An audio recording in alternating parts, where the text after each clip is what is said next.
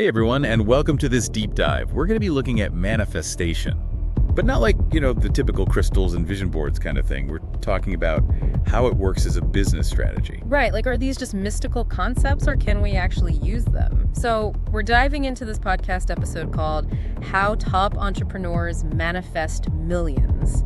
It's got this super energetic, almost law of attraction kind of vibe. And it's got real life examples, stuff they say you can actually steal. But even though it's aimed at entrepreneurs, we think there's a lot here that anyone can apply. Exactly. So we're going to break it all down, see if we can pull out the core principles and, see how they actually connect to real world success. We're going to be like your hype filters. We're going to analyze all the claims, separate the fluff from the stuff that you can actually use. Exactly. And really look at what's going on psychologically and strategically. Okay, so the first big idea that the podcast hits you with is this concept. Clarity is currency. They use Elon Musk as their prime example. His 2004 master plan for Tesla. Yeah. And it's interesting because it wasn't just I want to make cool electric cars. It was this super specific step-by-step plan. Oh, absolutely. It's he took those SMART goals everyone's always talking about and actually put them into practice. Specific, measurable, achievable, relevant, and time-bound. He wanted to build a sports car first, then use the money from that to build a more affordable car, then use that to make even more affordable options, and all while developing solar energy solutions at the same time. Wow. He put it all in writing, made it public, held himself accountable. And look at Tesla now. It's crazy how powerful just having a really clearly defined goal can be. Right. When you have that much clarity, it's you're giving your brain an actual roadmap to follow. It can focus your energy, help you get resources, even make stuff that seems impossible feel doable. Okay, so that's pretty straightforward. But now let's get into something a little more unconventional. The podcast calls it the Ferrari in the garage trick. Yeah. So they tell this story about this entrepreneur, Alex Hormozi. He went out and bought a Ferrari before he could even really afford it. And then right after that, his business exploded. He hit $100 million in revenue. Okay, now before everyone runs out and leases a Ferrari, let's unpack what's really going on here psychologically. Because it's not really about the car itself. It's about embodying the identity of someone who has already achieved that level of success. Psychologists call it acting as if. So you're kind of tricking your brain into thinking you're already there. Yeah, kind of. By acting as if you've already hit your goals, you start to rewire your beliefs, your expectations. It's like a self-fulfilling prophecy. So if you walk around feeling like a successful person, you start making decisions like one. Exactly. And that confidence, it can be contagious. It attracts the right people, the right opportunities. You're sending out a signal to the universe saying, oh, okay, I'm ready for this. I love that. But what about when things don't go to plan? Because, not every entrepreneur just wakes up one day with a $1 billion idea. The podcast also talks about Sarah Blakely, the founder of Spanx. She spent 2 years getting rejected by manufacturers when she was first trying to launch her product. 2 years? Yeah, can you imagine? The resilience that must have taken. That's incredible. And that's where I think this idea of failing forward comes in. She didn't look at those rejections as failures. She saw them as feedback. Every no was a chance to learn, to make her product better, to improve her pitch. She kept iterating, kept pushing forward, and it paid off. It's like that saying you only fail if you stop trying. But it's so much easier said than done. When you're facing rejection after rejection, how do you know when to pivot versus when to just stick to your vision? That's such a good question. And I think it really comes down to having a strong internal compass. Like Blakely, she believed in her product. But she was also open to adapting and learning as she went. For example, she originally wanted Spanx to be footless pantyhose, but then she realized, oh wait, that's not going to work with open-toe shoes. So she changed the design. And that flexibility is part of why it became so successful. So it's not just about blindly believing in your idea, it's about being willing to experiment, to try new things. Exactly. It's about having a growth mindset, embracing the learning process, and seeing setbacks as detours, not roadblocks. And that applies to so much more than just business. Think about any goal you've ever set for yourself. There's always going to be bumps in the road, but it's how you deal with them that determines whether you reach your destination. I completely agree. Okay, so we've talked about clarity, embodying success, and resilience. But what about getting your ideas out there, making them go viral, like what Mr. Beast does with his videos? How does that fit into this whole manifestation framework? That's where their idea of viral manifestation comes in. And this is where things get really interesting. They argue that Mr. Beast isn't just lucky, He's actually manifesting virality by constantly pushing the boundaries of what's possible. Like, he's always asking, what if? Looking for those unexpected connections that lead to unique content. It's like he's trained his mind to see what they call opportunity collisions. Yeah. Like, think about some of his most popular videos. What if I tip this pizza guy $10,000? Boom, instant viral hit. What if I give away a private island? Another smash success. It's about seeing the potential in the ordinary. You know, a lot of people might just dismiss Mr. Beast as this goofy YouTuber, but there's a real strategy behind what he does. Yeah. He understands how to surprise people, how to tap into their emotions, create something they want to be a part of. Absolutely. And that's something anyone can learn from, no matter what you do. It's about being curious, challenging your assumptions, and being open to unexpected possibilities. So we've covered a lot of ground here. We've talked about clarity, embodiment, resilience, even viral manifestation. But I gotta be honest, I'm still a little skeptical. Is this really manifestation? Or is it just good old-fashioned strategy with a new age makeover?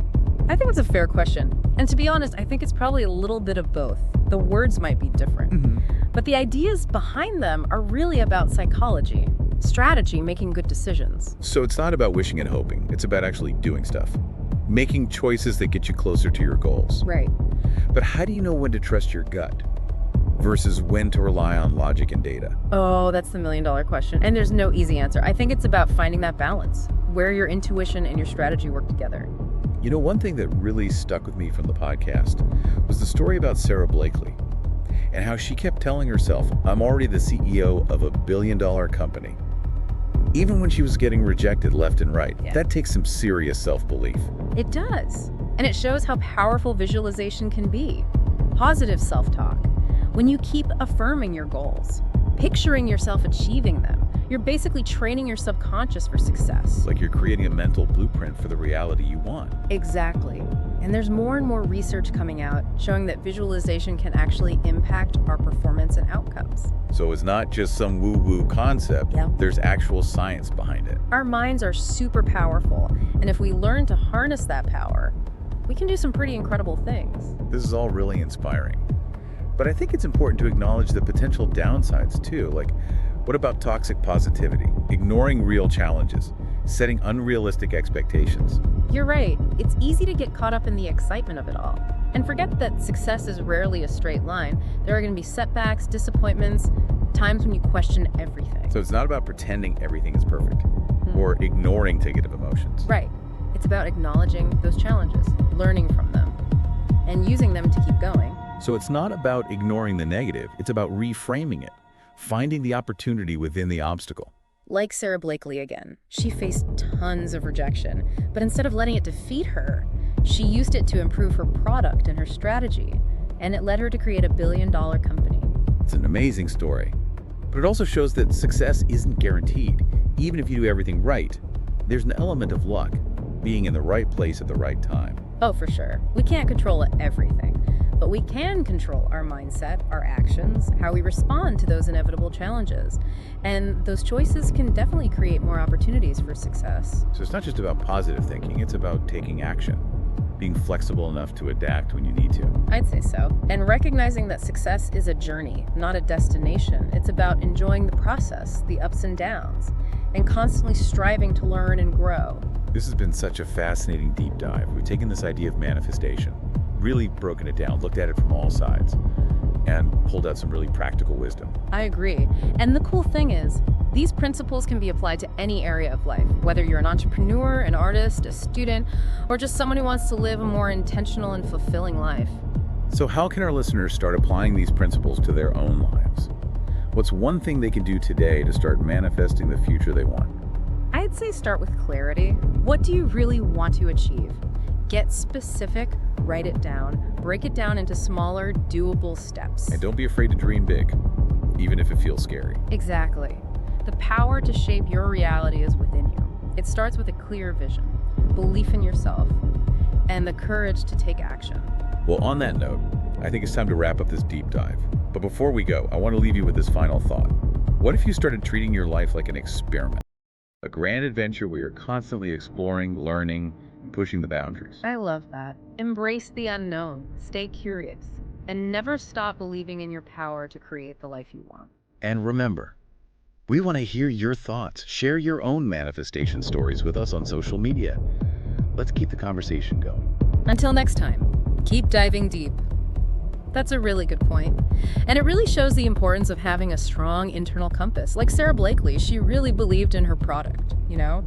But she was also willing to adapt, to learn along the way. Yeah. Like, for example, she originally wanted Spanx to be footless pantyhose, but then she realized, wait a minute, that won't work with open-toe shoes. Oh, right. So she had to adjust the design. And that flexibility was actually key to the product success. So it's not just about blind faith. You got to combine that belief with a willingness to experiment and iterate. Exactly. It's about having that growth mindset, embracing the process, you know, and seeing setbacks as detours, not like complete roadblocks. Yeah, and that's something we can all apply to any goal, right? Not just business goals. Oh, absolutely. Think about anything you've ever wanted to achieve. There are always going to be those bumps along the way, but it's how you respond to them that really matters. That makes sense. So we've talked about clarity, we've talked about embodying success and resilience, but what about getting your ideas out there, making them go viral, you know, like Mr. Beast does with his videos? How does that fit into this whole manifestation framework? That's where their idea of viral manifestation comes in. This is where it gets really interesting. They argue that Mr. Beast isn't just lucky, you know, he's actually manifesting virality by constantly pushing the boundaries. Okay, so how does he do that? Well, he's always asking, what if? He's always looking for those weird connections that lead to unique content. So it's like he's looking for those opportunity collisions they were talking about. Precisely. Think about some of his most popular videos. What if I tipped a pizza guy $10,000? Boom, viral hit. What if I gave away a private island? Another smash success. It's amazing how he does that. It's about seeing the potential where other people just see the ordinary. You know, I think a lot of people just see him as this goofy YouTuber. But there's a real genius behind what he does. He understands the power of surprise, of tapping into emotions, creating a shared experience that people want to be a part of. And that's something we can all learn from. Whether you're a YouTuber or not, it's about cultivating curiosity, challenging your assumptions, and being open to the unexpected. So we've covered a lot of ground here. We've talked about clarity, embodiment, resilience, even viral manifestation. But I gotta be honest, I'm still a little bit skeptical. Is this really manifestation?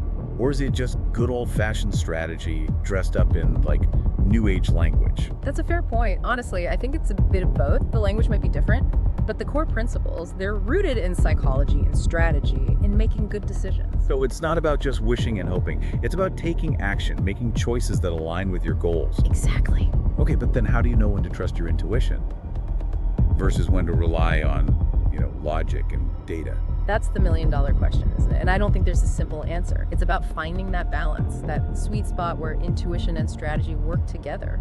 You know, thinking back to the podcast, one thing that really stuck with me was the story of Sarah Blakely and how she kept telling herself, I'm already the CEO of a billion-dollar company.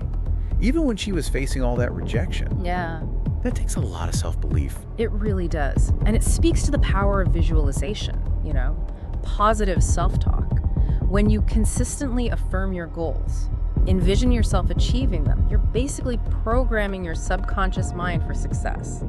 Like creating a mental blueprint for the reality you want. Exactly. And there's a growing body of research showing that visualization techniques can actually impact our performance and outcomes. So it's not just like some woo-woo thing. Right. There's real science to back it up. Our minds are incredibly powerful, and when we learn to harness that power, we can achieve some pretty incredible things. This is all super inspiring. But I think it's important to acknowledge the potential downsides too. Like, what about the danger of toxic positivity? You know, ignoring real challenges, setting unrealistic expectations. Right. It's easy to get caught up in the excitement of manifesting your dream life. But it's important to stay grounded. Remember that success is rarely a straight line. Yeah. There are going to be setbacks, disappointments, times when you question everything. I think it's easy to get caught up in the excitement of manifesting your dream life. But we got to remember that success is rarely linear. You're going to have setbacks, disappointments, those times where you question everything. Oh, absolutely. And that's where resilience comes in. And a little bit of realism. It's not about pretending that everything's perfect or like suppressing those negative emotions. It's about acknowledging the challenges, learning from them, and using them to move forward. So it's not about ignoring the negative, it's about reframing, Exactly. finding the opportunity within the obstacle. Like Sarah Blakely again. She had so many rejections, but instead of letting them crush her, she used them to refine her product and her approach, and that's ultimately what helped her build that billion-dollar company. Her story is so inspiring. But it does make you realize that success isn't like guaranteed. Even if you do all the right things, there's definitely a bit of luck involved, right? Being in the right place at the right time. Oh, for sure. We can't control every little thing, but we can control our mindset, our actions, how we react to the challenges that come up. And those choices, those are what create more opportunities for success. So it's not just about like positive thinking. It's about taking action, being adaptable, Right. knowing when to change course. And recognizing that success is a journey. It's not some final destination. It's about enjoying the process, the highs and the lows, and always learning and growing. This has been such a cool deep dive. I feel like we really broke down this whole concept of manifestation, examined it from every angle, and pulled out some really practical advice. I agree. And what's so great about it is that these principles, they can be applied to anything. Whether you're an entrepreneur, an artist, a student, or just someone who wants to, live a more meaningful life. So how can our listeners start applying these principles? What's one thing they can do today to start manifesting their ideal future? I'd say start with clarity. What do you really want? Get super specific. Write it down. Break it down into smaller steps. And don't be afraid to dream big, even if it feels a little scary. Absolutely. The power to create your own reality, it's already inside you. It starts with a clear vision, belief in yourself, and the courage to take action. I love that. Well, I think that's a great note to wrap up on. Before we go, I want to leave everyone with one final thought. What if you started treating your life as an experiment, like a grand adventure, where you're always exploring, learning, pushing boundaries? That's a beautiful thought. Embrace the unknown. Stay curious. Never stop believing in your power to create the life you want. And remember, we want to hear from you. Share your own manifestation stories on social media. Keep the conversation going. Until next time, keep diving deep.